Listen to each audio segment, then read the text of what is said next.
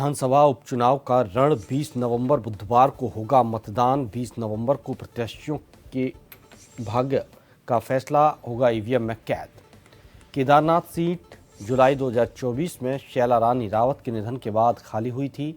90,000 से अधिक मतदाता करेंगे अपने मतदान का उपयोग। 23 नवंबर को होगी मतगणना। उत्तराखंड बनने के बाद हुए 5 विधानसभा चुनावों में 4 बार महिलाओं को जीत मिली है।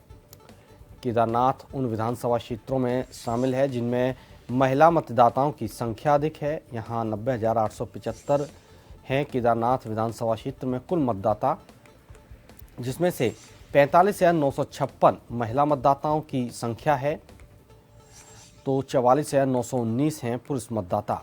2,849 सर्विस मतदाताओं की संख्या है। 1,092 दिव्यांग मतदाता हैं। 173 बूथ हैं इस विधानसभा क्षेत्र में। बीजेपी और कांग्रेस में कांटे की टक्कर है। बीजेपी से आशा नोटियाल और कांग्रेस से मनोज रावत चुनावी मैदान में हैं।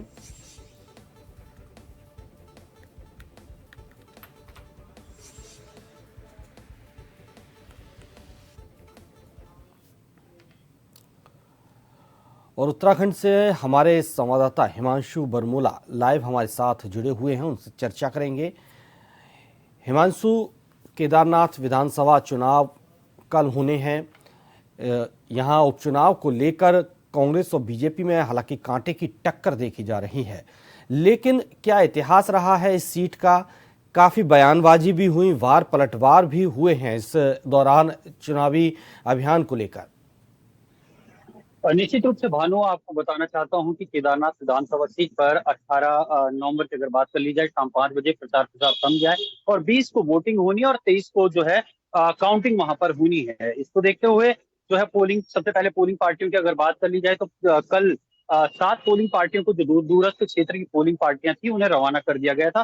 बाकी जो 166 पोलिंग पार्टियां हैं उन्हें आज रवाना किया जा रहा है और ये सब शासन प्रशासन की देखरेख में किया जा रहा है। इसके साथ ही साथ अगर सर्विस वोटरों में से बात कर ली जाए तो 52 ऐसे वोटर थे जो वहां पर जिनकी ड्यूटी चुनाव में लगी हुई है और चुनावी ड्यूटी के दौरान उन्होंने पोस्टल बैलेट के माध्यम से अपना मतदान कर लिया है। इसके साथ ही साथ वहां पर अगर जो है पूरी तरीके से मतदाताओं की संख्या की बात कर ली जाए तो तकरीबन 90,000 से अधिक मतदाता हैं, जिनमें महिला मतदाताओं की संख्या अधिक है। तकरीबन 45,000 से अधिक वहां पर महिला मतदाता हैं जो अपनी मताधिकार का प्रयोग वहां पर करते हैं। अगर इतिहास की बात कर ली जाए तो उत्तराखंड बनने के बाद से जो 5 विधानसभा चुनाव हुए हैं, तो उनमें से 4 बार वहां पर मातृ शक्ति ने जो है अपना दमखम भरा है। यानी कि 2000 की बात कर ली जाए तो वहां पर जो है आशा नौटियाल विधायक रही। फिर 2012 की बात कर ली जाए तो शैला रानी रावत वहां पर विधायक रही। 2017 की बात कर ली जाए तो मनोज रावत वहां पर से विधायक रहे और 2022 में फिर वहां पर शैला रानी रावत वहां पर विधानसभा से विधानसभा पहुंची। तो ऐसे में एक बार फिर जो भारतीय जनता पार्टी है उसने मातृशक्ति पर विश्वास दिखाया और इसी को देखते हुए आशा नौटियाल को अपना जो है प्रत्याशी बनाया है। इसके साथ ही साथ कांग्रेस की अगर बात कर ली जाए तो कांग्रेस ने मनोज रावत को अपना वहां पर प्रत्याशी बनाया है। हालांकि देखने को खासतौर पर ये सबसे बड़ी बात है कि दोनों में दोनों राजनीतिक दलों में वहां पर कांटे की टक्कर देखने को मिल रही है और इस पूरे चुनाव प्रचार के दौरान यहाँ तक कि मुख्यमंत्री पुष्कर सिंह धामी ने भी पूरी ताकत झोंकी है, क्योंकि केदारनाथ की हम बात करते हैं और केदारनाथ एक ऐसी विधानसभा सीट है जो पूरे देश में प्रचलित है। यानी कि वहां पर बहुत बार आपने खुद भी देखा होगा और पूरे देश से लोग देखते हैं कि वहां पर जो है बार बार प्रधानमंत्री वहां पहुंचते हैं और वहां के जो पुनर्निर्माण के कार्य हो रहे हैं उनकी जो है निरीक्षण करते हैं और साथ ही साथ जितने भी पुनर्निर्माण कार्य वहां पर हो रहे हैं, खुद प्रधानमंत्री नरेंद्र मोदी खुद उसकी मॉनिटरिंग करते हैं, पीएमओ इसकी मॉनिटरिंग करता है। तो कहीं ना कहीं ये भाजपा के लिए एक बहुत बड़ा चुनाव है। हालांकि कांग्रेस की हम बात कर रहे हैं तो कांग्रेस की जब बात करते हैं तो कांग्रेस ने 2017 में विधानसभा सीट को जीता था और इससे पहले कांग्रेस वहां पर कभी जीत नहीं पाई थी। फिर दोबारा जब 2022 में चुनाव हुए थे तो शैला रानी रावत वहां पर विधायक बनी थी। कांग्रेस के लिए चुनाव इसलिए भी अहम है क्योंकि कांग्रेस इस वर्तमान में जिस एजेंडे को लेकर चल रही है वो जो एजेंडा उन्होंने वहां पर बनाया है कि आपदा को एक बड़ा मुद्दा वहां पर बनाया है। भाजपा ने विकास कार्यों को मुद्दा बनाया है तो कांग्रेस ने आपदा को एक बड़ा मुद्दा बनाया और इसी को लेकर वो लगातार भाजपा पर आरोप प्रत्यारोप करते रहे। इसी को देखते हुए ये चुनाव भाजपा के लिहाज से बहुत मायने रखता है, क्योंकि पिछले दो उपचुनाव की अगर उत्तराखंड में बात करें, चाहे मंगलौर की बात कर ली जाए या बद्रीनाथ विधानसभा क्षेत्र की बात कर ली जाए, तो वहां पर दोनों उपचुनाव में जो है भाजपा को हार का सामना करना पड़ा था। और ऐसे में कांग्रेस में एक जोश भी है, क्योंकि पिछले जो दो उपचुनाव उत्तराखंड में हुए उसे जीतने में कांग्रेस कामयाब रही।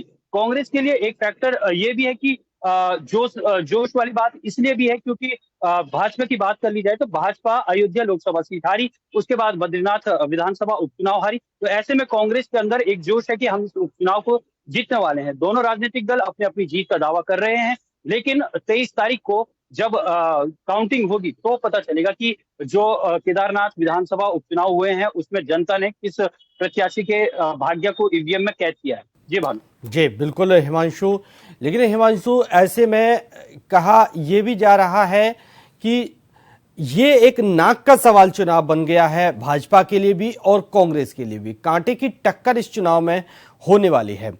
अगर किसी भी पार्टी को इसमें हार मिलती है तो कितना असर उन पर देखने को मिलेगा? निश्चित रूप से भानु ये देखने वाली बात होगी, क्योंकि सभी लोग जानते हैं कि जब लोकसभा उपचुनाव हुए थे तो अयोध्या में जिस तरीके से भाजपा हारी थी, तो वो एक सवाल अपने आप में भाजपा को लेकर खड़ा करता है। लेकिन उसके बाद फिर बद्रीनाथ हारना ये भी एक बहुत बड़ा सवाल करता है, क्योंकि भाजपा सनातन की बात करती है और जो मुख्य मंदिर कहें वो उन जगहों पर, उन लोकसभा सीट पर या उस विधानसभा सीट पर हारती है। तो ऐसे में बड़ा सवाल खड़ा होता है। हालांकि ये भाजपा के लिए नाक का सवाल इसलिए भी है क्योंकि प्रधानमंत्री नरेंद्र मोदी खुद केदारनाथ विधानसभा क्षेत्र की मॉनिटरिंग करते हैं।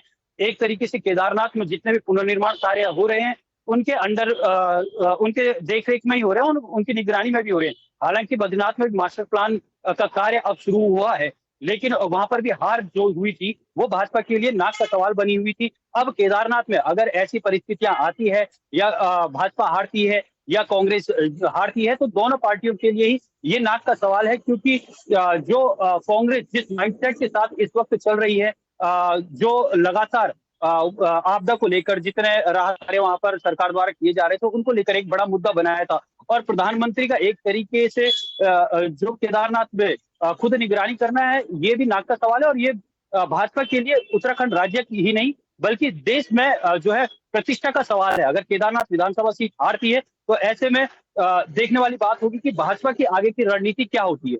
जी चलिए, बहुत बहुत शुक्रिया हिमांशु आपका तमाम जानकारी के लिए।